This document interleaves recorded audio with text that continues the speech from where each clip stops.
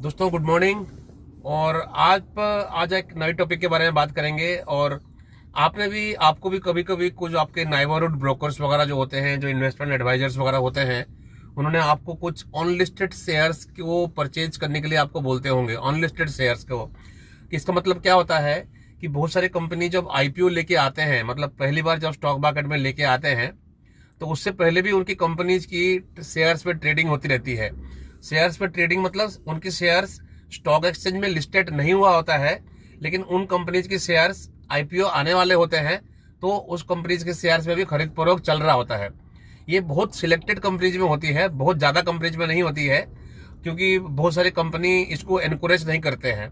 But कुछ कुछ companies अपने शेयर्स में आईपीओ से पहले ट्रेडिंग अलाउ करते हैं।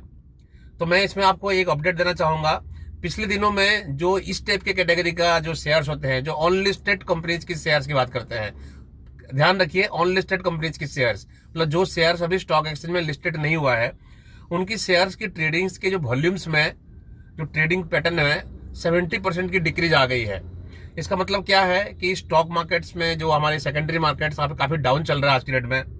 और बहुत सारे जो लोग इन्वेस्टमेंट कर रखे हैं शेयर मार्केट में, उनके सारे पोर्टफोलियो डाउन चल रहा है, नेगेटिव चल रहा है।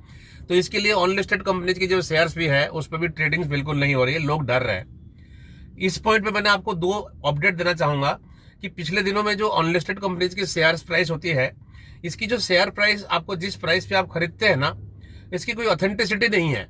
मतलब जैसे दूसरे कंपनी जो स्टॉक एक्सचेंज में लिस्टेड होते हैं, तो उनका तो शेयर प्राइस आपको दिख जाता है कि चलो रिलायंस का शेयर प्राइस ये चल रहा है, हिंदुस्तान लीवर का शेयर प्राइस ये चल रहा है, आपको स्टॉक एक्सचेंज में दिखता है पूरा आपको।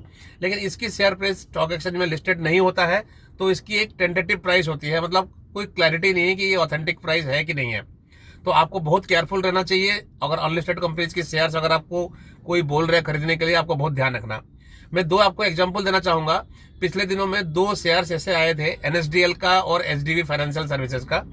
तो उनका भी क्या हुआ था कि आईपीओ से पहले उनका अनलिस्टेड कंपनीज के शेयर प्राइस पे उनका शेयर प्राइस बहुत हाई चल रहा था, लेकिन जब वो कंपनी खुद ही अपनी शेयर लेके आया मार्केट में, आईपीओ लेके आया, तो उसमें उसकी शेयर प्राइस काफी कम में उन्होंने इशू किया था। तो इसलिए आप बिल्कुल अलर्ट रहिए और ध्यान रहिए कि कभी भी किसी के ट्रैप में मत आना। अनलिस्टेड कंपनीज के शेयर्स में अगर आप परचेज करते हैं, तो आप अपने रिस्क पर परचेज करेंगे। तो आप कभी भी जो शेयर्स आईपीओ नहीं आया है और उससे पहले अगर आपको कोई पुश कर रहा है शेयर खरीदने के लिए, तो आप बिल्कुल ध्यान में रहिए और केयरफुल रहिए कि इस लिस्टिंग ट्रेडिंग करने से पहले। प्लीज मेरा इस वीडियो को आप लाइक कीजिए अगर आपको इस जानकारी अच्छी लगी होगी, और मेरी इंस्टाग्राम अकाउंट को आप प्लीज फॉलो कीजिए, और मैं आपको बहुत अच्छे तरह से जानकारी दूंगा। Thank you very much.